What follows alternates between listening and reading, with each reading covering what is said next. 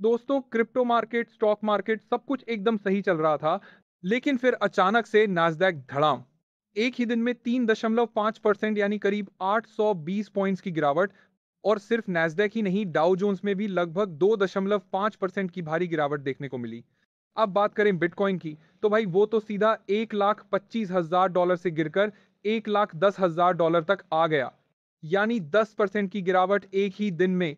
तो सवाल उठता है, ये सब हुआ क्यों? क्या मंडे को इंडियन स्टॉक मार्केट भी क्रैश करेगा? और इसका असली कारण क्या है, चलिए स्टेप बाय स्टेप समझते हैं। तो पूरी कहानी शुरू होती है चाइना से। 9 अक्टूबर को चाइना ने अपने 5 रेयर अर्थ एलिमेंट्स को कंट्रोल लिस्ट में डाल दिया, यानी इनका एक्सपोर्ट अब वो रिस्ट्रिक्ट करने वाले हैं। अब ये रेयर अर्थ मटेरियल्स इतने अहम क्यों हैं? क्योंकि इनका इस्तेमाल होता है EV batteries, semiconductors, defence tech और इलेक्ट्रॉनिक्स में। तो सीधी बात, अगर चाइना ने इन पर कंट्रोल कर लिया तो इनकी कीमतें बढ़ेंगी और दुनिया में शॉर्टेज हो जाएगी। और चाइना ने ऐसा क्यों किया? ताकि यूएस चाइना ट्रेड टॉक्स में वो थोड़ा अपर हैंड ले सके। इसके साथ ही चाइना ने टेक रिसाइकलिंग और रीप्रोसेसिंग को भी बैन कर दिया, ताकि बाकी देशों को उनकी टेक्नोलॉजी का एक्सेस ही ना मिले। इससे ग्लोबल इन्वेस्टर्स पैनिक हो गए, सेलिंग शुरू कर दी और लोग भागने लगे सबसे सेफ एसेट्स की तरफ, जैसे गोल्ड और सिल्वर। अब आते हैं अगले दिन 10 अक्टूबर, और आप जानते ही हो, ट्रंप रुकने वालों में नहीं है।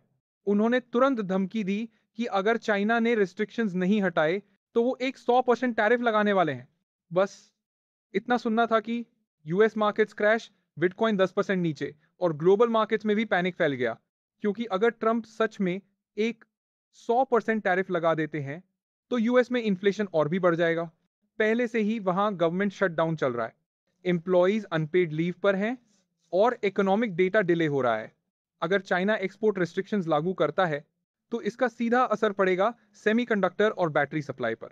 और सोचो, अगर सेमीकंडक्टर्स की कमी हो गई तो एप्पल जैसे टेक जायंट्स अपने प्रोडक्ट्स बना ही नहीं पाएंगे, प्रोडक्शन रुकेगा, प्रॉफिट्स गिरेंगे और स्टॉक प्राइसेस नीचे जाएंगी।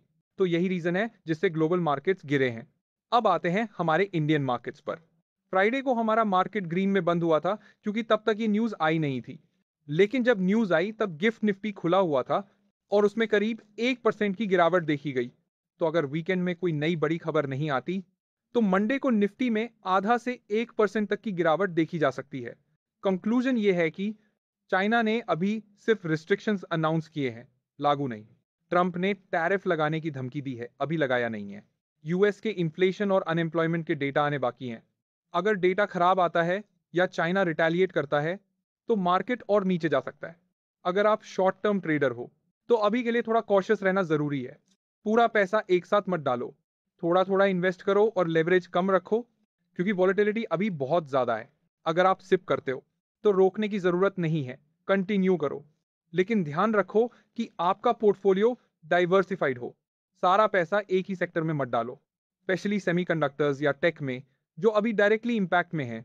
तो दोस्तों, यही पूरी कहानी थी इस ग्लोबल मार्केट क्रैश की। क्यों नैस्डैक, डाउ जोन्स और बिटकॉइन गिरे, और मंडे को इंडियन मार्केट्स में क्या असर देखने को मिल सकता है। अगर आपको ये वीडियो हेल्पफुल लगी तो लाइक करो, कमेंट में बताओ कि आपका क्या व्यू है इस क्रैश पर, और चैनल को सब्सक्राइब कर लो ऐसी ही फाइनेंस और मार्केट अपडेट्स के लिए। धन्यवाद।